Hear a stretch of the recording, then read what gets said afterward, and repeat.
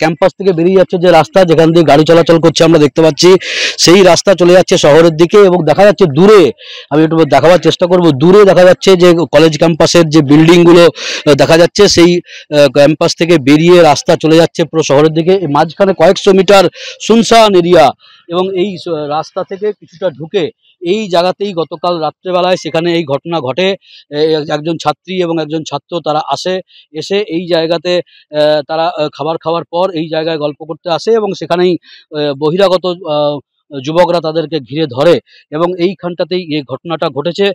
সেই বিষয় নিয়ে তোলপাড় এই দুর্গাপুরের বেসরকারি মেডিকেল কলেজ, যা দ্বিতীয় বর্ষের ছাত্রী যে নির্যাতনের শিকার হয়, এবং এইখানটাতে এই জায়গাতেই বহিরাগতরা তাদেরকে পথ আটকায় বলে স্থানীয় সূত্রে এবং পুলিশ সূত্রে যেটা দাবি করা হচ্ছে। কলেজ ক্যাম্পাসের বাইরে কয়েকশো মিটার দূরে ঠিক এই জায়গায় ঘটনা ঘটেছে, এবং এতটা দূরে দোকানপাট ছাড়িয়ে তারা কি করতে এসেছিল, সেই সহপাঠী তার কি ভূমিকা ছিল, তার সাথে কতজন বহিরাগত যারা ছিল তারা ঠিক কি কি আচরণ করেছিল, কে মোবাইল ফোন কেড়ে নিয়েছিল, এবং কোন জায়গায় রাস্তা থেকে টেনে তাদেরকে নিয়ে আসা হয়েছিল, গোটা বিষয়টি তদন্ত করে দেখছে আসানসোল দুর্গাপুর কমিশনারেটের পুলিশ এবং নিউ টাউনশিপ থানার পুলিশ।